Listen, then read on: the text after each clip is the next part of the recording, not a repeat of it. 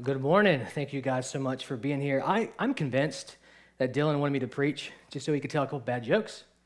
So I promise after today, I will never preach again.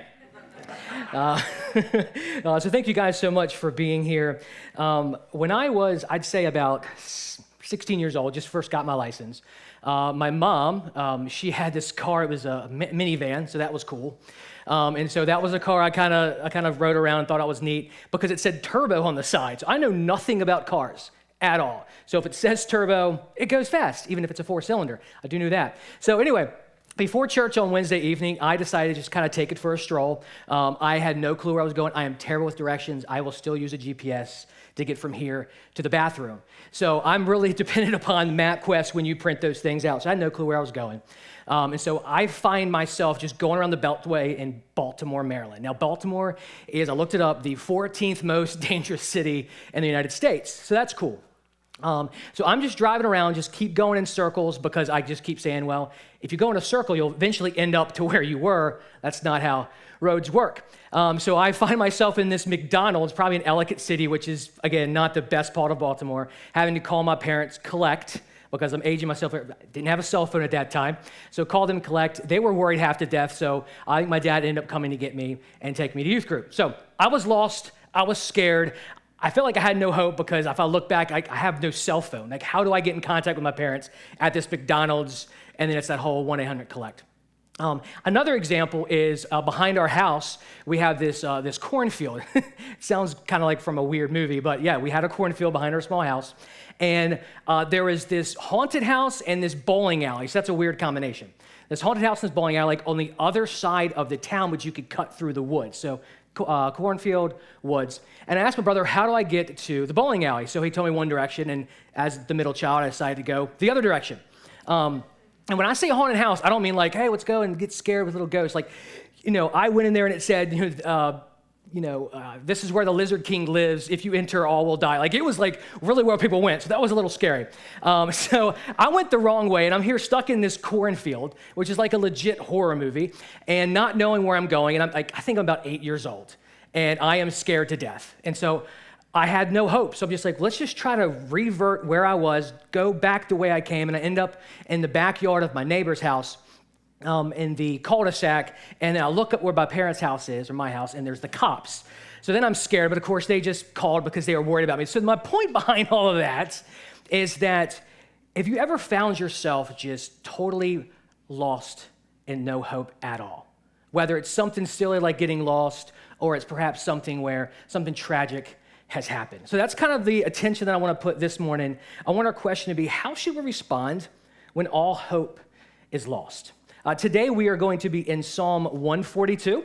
So if you guys want to turn there in your Bibles, if you don't have one, there is a black one in the seat back in front of you or on the front row of the chair underneath. So if you want to turn there, we're going to read. It's just 7 verses. So I'm going to read through that. I'll give you some context, and then we're going to dive in verse by verse. So Psalm 142. I cry aloud to the Lord. I plead aloud to the Lord for mercy. I pour out my complaint before him. I reveal my trouble to him. Although my spirit is weak within me, you know my way. Along this path I travel, they have hidden a trap for me. Look to the right and see, no one stands up for me. There is no refuge for me. No one cares about me. I cry to you, Lord. I say, you are my shelter, my portion in the land of the living. Listen to my cry, for I am very weak. Rescue me from those who pursue me, for they are too strong for me. Free me from prison so that I can praise your name. The righteous will gather around me because you deal generously with me. So this here is also called a maskil, which basically is an instruction. This is a contemplation of David. And so really, there's a lot of things that go on in Scripture. There's like the immediate context, there's the other context of other passages, but also like, what are we supposed to gain from this? So although this is actually a cry of David during a very distraught time in his life, which we are going to talk about this morning, it's also meant to be an instruction to us on how we are supposed to deal and how we're supposed to respond when all hope seems lost. So this is instruction to us, not just a story, but instruction. So it's important that we take heed to it. So Psalm 142 was David's prayer or cry for relief as he fled from King Saul. who was trying to take his life. Now, there were two occasions which David would retreat to a cave, fleeing from Saul. This one is shared more in 1 Samuel chapter 22, so that's going to be our opening for our context, okay? So, in fact, let's give you an idea of this fear. So, David was so desperate and afraid for his life as Saul is pursuing him, because if you understand, David's going to be like the next anointed king, and Saul's like, I don't want that to happen. I like what I'm doing. I don't want David to do this. So that David was just fleeing from Saul's people. And so he's going from city to city trying to figure things out. And in 1 Samuel 22, we see David is escaping to Gath, the city of Gath. And as he's trying to get away from the king, he realized he had been recognized by one of Saul's men. And he completely faked being insane, earning him the first ever Oscar award. And you'll see this here in a second. So he is scared to death for his life. Saul is pursuing him. Saul's men are pursuing him. He's going from city to city trying to find refuge. And so in 1 Samuel 21:13, it says, so he changed his behavior before them, pretended madness in their hands, scratched on the doors of the gate, and let saliva fall down his beard. And so the message, which will be on the screen, the message is more of a paraphrase, but I think it summarizes it pretty succinctly. Phrases 1 Samuel 21:12-15 this way. When David realized that he had been recognized, he panicked, fearing the worst from Achish, king of Gath. So right there, while they were looking at him, he pretended to go crazy, pounding his head on the city gate and foaming at the mouth, spit dripping from his beard. Achish took one look at him and said to his servants, can't you see he's crazy? Why did you let him here? Don't you think I have enough crazy people to put up with as it is without adding another? Get him out of here. So David would eventually discover a cave as he's fleeing, where he camped out for an undisclosed amount of time, distraught, alone, confused, depressed, and without hope. And this is where we find David in Psalm 142. So let's turn our attention to verses 1-2. I cry aloud to the Lord. I plead aloud to the Lord for mercy. I pour out my complaint before him. I reveal my trouble to him. Now, again, let's jump into David's shoes really quick. This is very poignant, kind of gives you an idea of what's going on. David did not head to this cave immediately. He had never heard of this cave. He wasn't like, let's go, and this is where we used to hang out, have parties or whatever. This is somewhere he just happened to find and stumble upon was this cave. It was the final destination after escaping captivity and death over and over again. So first, David had evaded a spear hurled by King Saul in 1 Samuel. Then his wife Michal lowered him down from a window after Saul sent his soldiers to kill him in the morning, and now he was on the run. For a brief time, he hung out in the fields surrounding Jerusalem, then looked for refuge in the city of Nob before discovering one of Saul's men was there looking for him. He then asked the priest there for a weapon, to which the priest replied, the sword of Goliath, the Philistine, that name rings a bell for you guys, whom you killed in the valley of Elah, is wrapped in cloth behind the ephod. So David took the sword and bolted to the next city, the city of Gath. So picture this. Here's David standing in the middle of the city of Gath, one of 5 major cities of the Philistines, the hometown of Goliath, the giant he slayed as a boy, holding his victim's sword. Imagine the flashbacks David was having and the bewilderment as to how he was even in this position. David is not in a good place physically or mentally.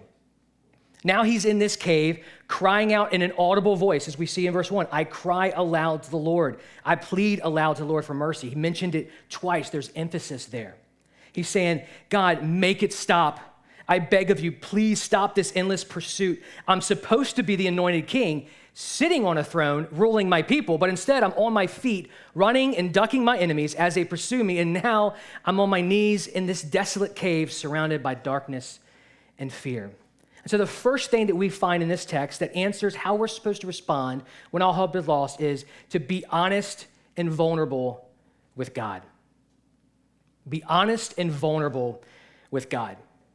David is pouring out his complaint before the throne of God. He's not carefully crafting his words to somehow impress God.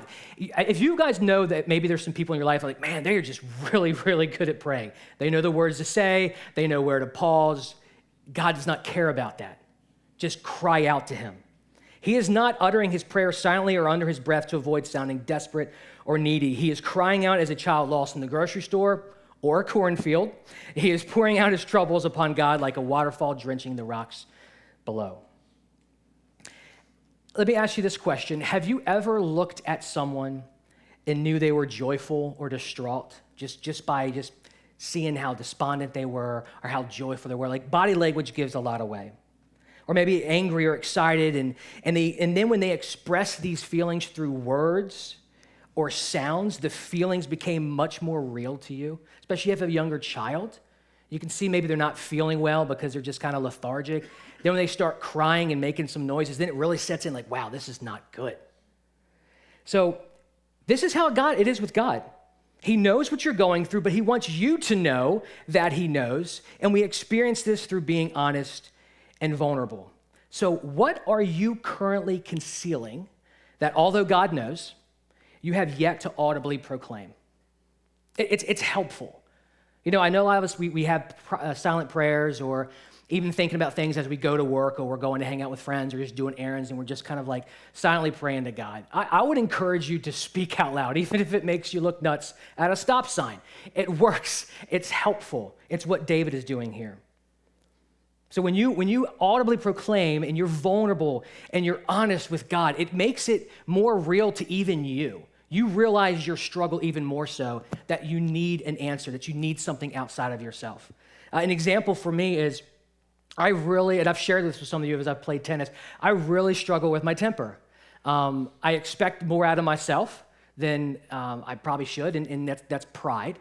But I often ask God, why am I struggling with this temper? Like, why is it me? Like, it's not like when I start getting angry or upset, it's not like I chose and said, hey, body, get mad. Hey, body, have your temperature rising. It just happens, and then I have to choose how to respond. And it's really struggling. We're like, why is this something I have to deal with? And the more I voice it, the more God just says, hey, I've given this to you so that you can lean on me, because you would be prideful if not. Same thing with being married. I am not married. I turned 40 last March, so some of my examples might be a little over some people's heads. Apologize for that. But I often wonder, like, why is it that so-and-so found their person in college, or the first person they dated, or they never had a bad relationship? It's okay to think these things. It's okay to say them out loud. It's okay to admit them, because that's, I really think, the first step in being honest and vulnerable with God. Because just think about how vulnerable Jesus was with us throughout his entire ministry. It's super, super helpful. Let's turn our attention back to the text, verses 3-4. Although my spirit is weak within me, you know my way. Along this path I travel, they have hidden a trap for me. Look to the right and see, no one stands up for me. There is no refuge for me. No one cares for me. I don't know how long ago it was, again in Baltimore, because that's, my dad was a pastor and north of that area. And so we did some ministry in this city, and we were giving out, I think, lunches and maybe even some coats for the homeless. And there are a lot of homeless people, no matter what city you're in. And so I had spoken to this gentleman. He probably was around in 60s. And I was sharing with him just the love of Christ, or explaining to him why we're doing this, why we're giving out these coats, and this types of thing, like what motivates us to do this. And what he shared with me, I still remember to this day, he says, I've done so much, because he was a veteran. I've killed too many people in war. God could never forgive me. And what was really bothering him was, like, he was scared. The fact that God knew that, he was like, there's no way he would accept me. But what I think is awesome is it's like God already knows that, and he's waiting for you. He wants to accept you. He wants to lavish his love on you. I didn't know how to respond at that time. I walked away pretty teary-eyed. I did not know how to respond to that. But maybe it wasn't my job to respond. Maybe it got him to admit it out loud, and who knows where he's at right now. I trust the Lord with that. So pain is a real thing, and it can completely mess with your mind and your spirit to where you'll do just about anything to alleviate it.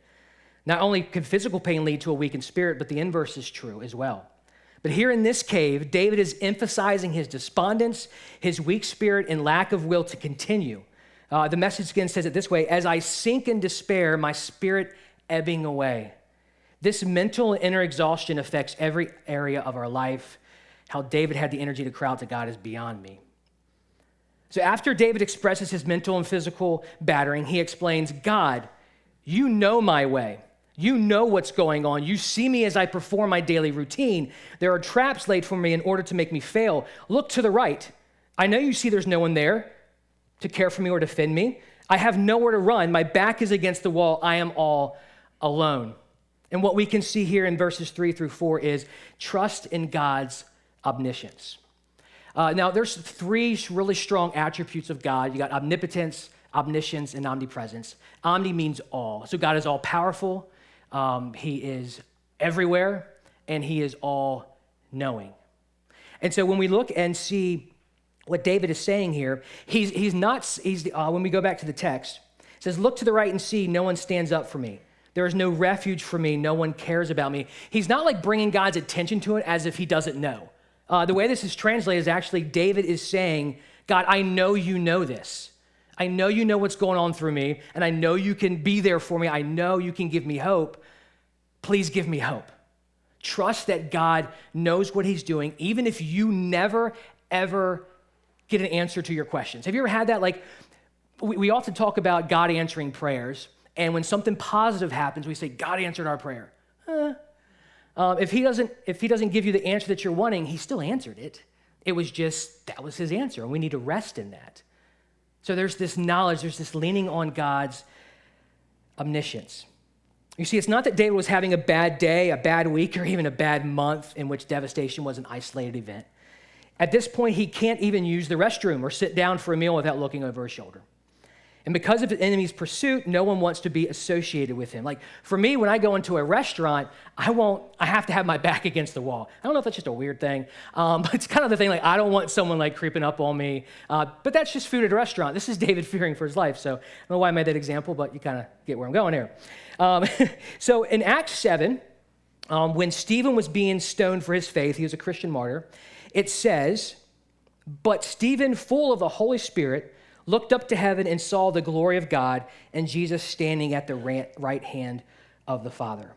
So if you turn your attention back to verse 4, it says, look to the right and see, no one stands up for me. So there's significance about when the Bible uses standing to my right or sitting to my right. There are many different ways in which positioning to one's right and standing on behalf can be applied. Here we see, in the passage I read, that Jesus is standing up for Stephen. He is saying, Stephen, I know what you're going through. I see it. You're a martyr for me. I accept this sacrifice. I am standing on behalf of you. I am witnessing what is going on. And David's saying, I don't even feel like I have someone witnessing what's going on and seeing what I'm going through. That's what David is going through. He's saying, I have no one to stand up for me. He says, look, I know you don't see anyone here for me. So he's acknowledging that God knows it. There's no one I can cling to. What have I become that there isn't a single soul willing to embrace me during the most difficult time in my life?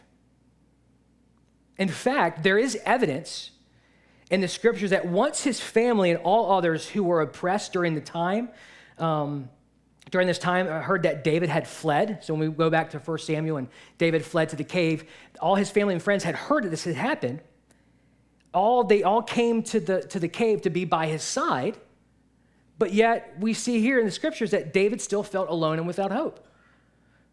So how can you be surrounded by people that you love? How can you be surrounded by your support group and still be lonely? Now, I asked that question pretty rhetorical because I think you guys have been there. I think perhaps some of you are there now. Your friends, your family, they are going to let you down because they're not perfect. They're going to let you down.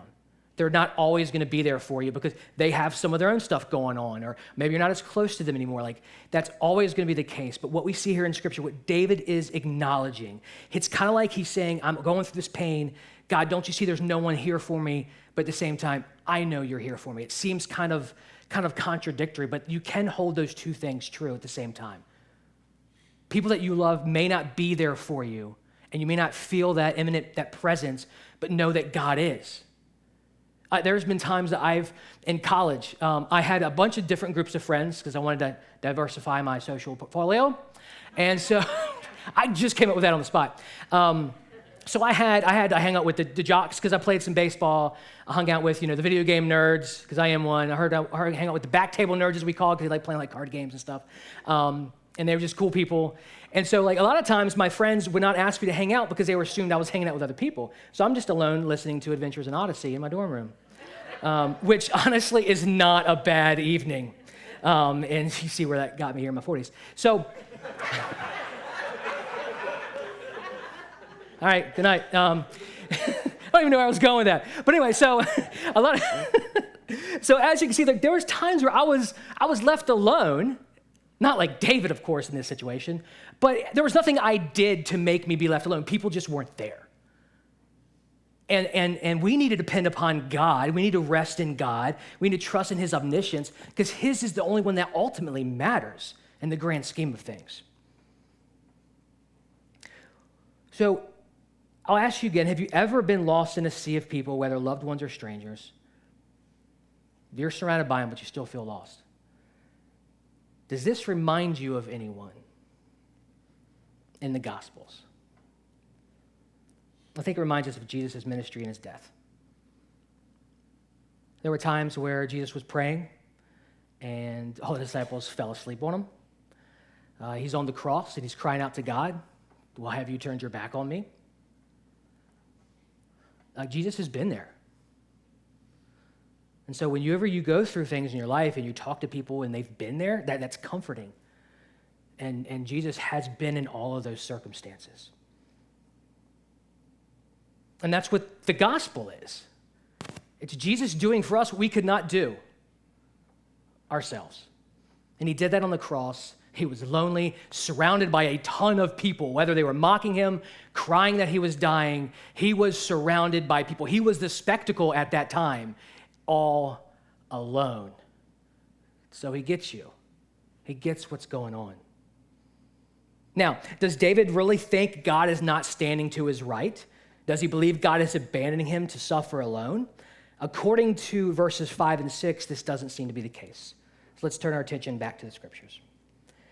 Verses 5 through 6 say, "I cry to you, Lord. I say, you are my shelter, my portion in the land of the living. Listen to my cry, for I am weak.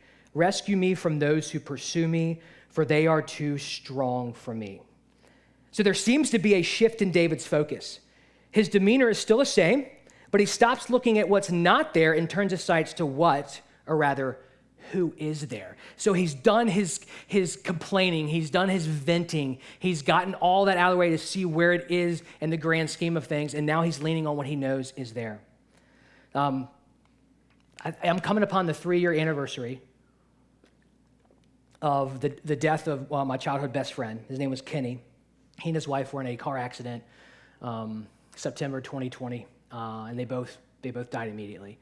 He was 36 years old, 36, 37. We did everything together. I sometimes now want to text him and tell him something goofy that happened or just to argue theology with him, and then we just end up talking about the good old days. But have you ever wondered why God does not allow us to maybe occasionally talk to someone who has departed us and gone into heaven and just let us have a conversation with them? Just give me 5 more minutes. Just let me, even if they don't talk back, just let me know that he heard. Have you ever felt that before? It's just like, man, I miss him. Just let me talk 5 more minutes with him. But God offers us something greater than that. He offers us himself. When Jesus ascended after he resurrected, he told the disciples, "It is better for me to go away, because he will send the Spirit, and the Spirit will be with you always." You see, David's acknowledging who is really there for him. He had just said there was no refuge for him, yet confesses that God is his shelter and his portion, which is to say everything he will ever need. There is no being lost in the presence of God. He admits his weakness and calls out to be rescued. He humbles himself, and instead of looking to his left, to his right, over his shoulder, he looks up to find strength because he cannot conquer this enemy alone. He had run out of options. So what's another way that we can respond when all hope is lost is to find strength in God when you are weak. The Apostle Paul wrote a ton of the New Testament.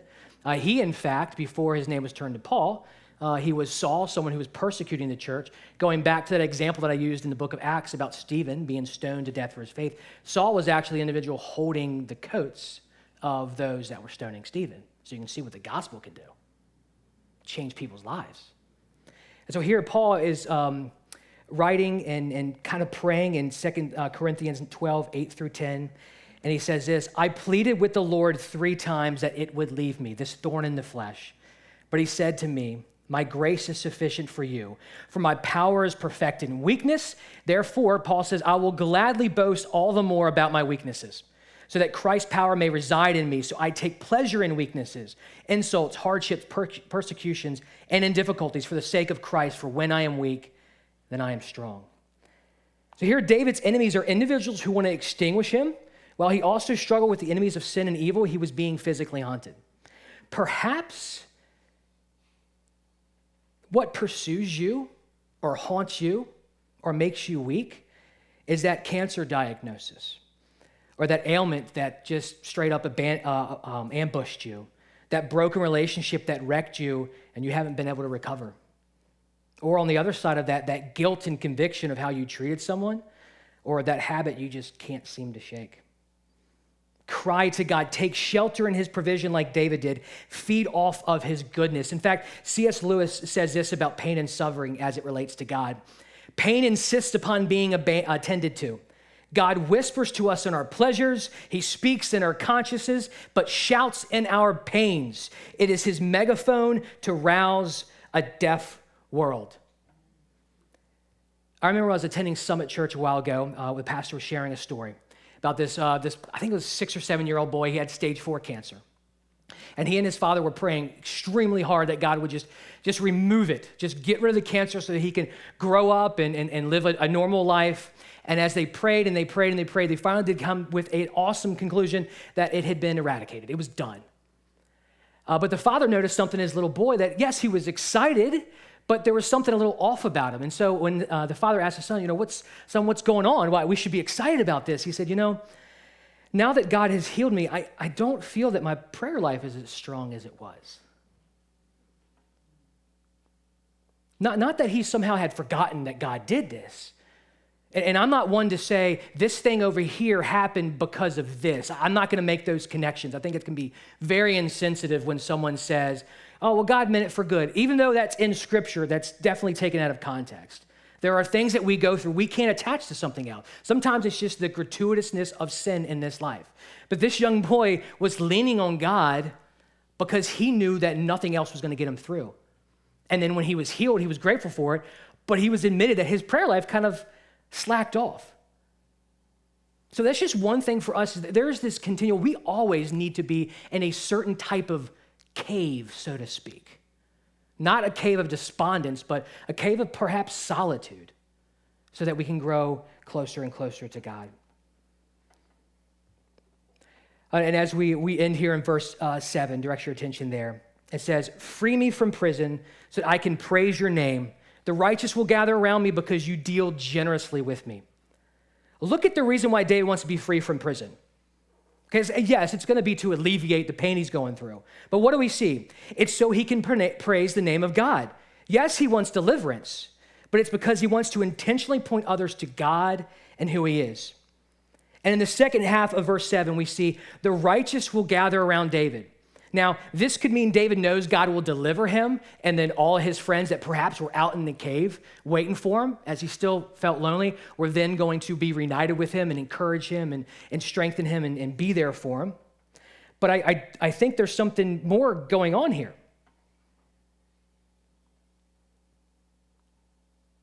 Because God rescued David, whatever this deliverance looked like, because it isn't really said in scriptures, all those in his circle can witness and glorify God for what he had done. Not for David's just rescue, although that's part of it. He was like, God, please bring me through this so that your name can be honored. And so that brings us to another response of how we can deal with things when all hope is lost is allow your hopelessness to bring others to Christ. Even those who do not acknowledge who God is or who are looking for answers during their own times of desperation and loss can see how you struggled, how you cried, how you prayed, how you hoped and leaned on God, and perhaps find Jesus because of their testimony and faith. 2 Corinthians 4:17 through 18 says, "For this light momentary affliction is preparing for us an eternal weight of glory beyond all comparison. As we look not to the things that are seen, but to the things that are unseen. The things that are seen are transient, but the things that are unseen are eternal." I was a commissioner, sounds fancy. That's what they call it, of a baseball league out in Wake Forest, and I've recently just kind of handed the helm over because it was a lot of work. But I had a guy on my team, and didn't know where he was personally, didn't even know he really went to church at one time. And I went to start one of the expansion teams, and I was a manager, and he had asked, "Hey, can I jump on over to your team?" I'm like, "Yeah." I said, talk to your coach first, because we want to do things the right way. And later on, I found out why he did it. So when I had a couple of shoulder surgeries, I struggled with getting off the pain meds because I was on them longer than I should have been. But my friend also struggled. He actually lost his job because he got addicted to the painkillers and did whatever necessary to find more. And me sharing that story with him, and whenever I would mess up in baseball and said something I shouldn't have said or lost my temper, apologized for it, apparently that stuck out to him. This isn't to toot my own horn because I had no clue. He said that, Bryan, but because of just seeing the influence in your life, how you struggle with things, how you messed up, how you owned up to it, I've kind of reconciled with my wife and with my kids, and we're now returning back to church. And that was encouraging. It was something that I needed in that moment. I was actually feeling pretty lonely and without hope at that moment when he had that conversation. So it's amazing how God just orchestrates these things. And that's why I want to emphasize the importance of community groups here at New City. Our group is awesome. We've got more than we usually would allow, but it's awesome. People kept coming, and I'm like, I can't turn them down. We're there for each other. We have coffee for each other. We share things with each other. And it's just one of those things where community is what David didn't have at this moment. So God gives us community. That's part of his answer to our prayers, is give us people that we can rely on. But sometimes that community isn't always there, and that's okay. That's okay, but we need both of those. That's why we have the church as well. We need both of those. So the final point that I just kind of want to make before we close here is, how should we respond when all hope is lost? We be honest and vulnerable with God. We trust in God's omniscience. We find strength in God when we're weak. You allow your hopelessness to bring others to Christ, but you also find hope in the cross of Christ. And I want us to emphasize what hope is and what hope isn't. Hope is not just, will you go out with me? Please check yes or no and pass that note along. And just hoping that they'll say yes, or hope that they'll check it. It's not just hoping your team's gonna win, or that quarterback isn't just gonna just implode and that type of thing. It's not hoping that when you come home, your child's not destroyed the house. It's not hoping in this or that, okay? It's not like a wishful thinking. Hope is something that's secured in Christ and what he did on the cross for us. Instead of focusing on, taking your fingers and crossing them, look at the cross of Christ. That's where the emphasis should shift. That's what true hope is.